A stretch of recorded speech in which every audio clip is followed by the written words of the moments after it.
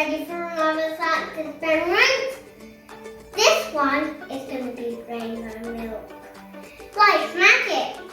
You know, do you remember yesterday that was magic too? So, I will need an empty dish, milk, you know what this is called? Yeah, washing up liquid and cotton marks and food colouring. So, first, I pour all the milk into the dish.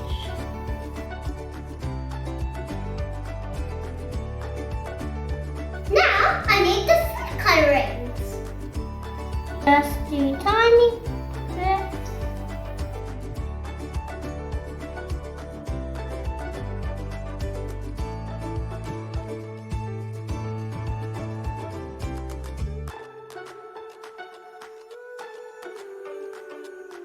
Now you put the cotton bud into the liquid.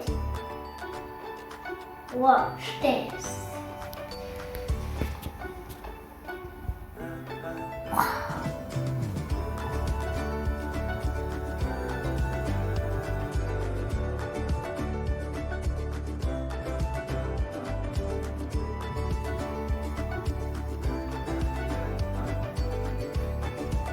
This happened because the food colouring and the milk had fat in it, and the washing up liquid scared it away.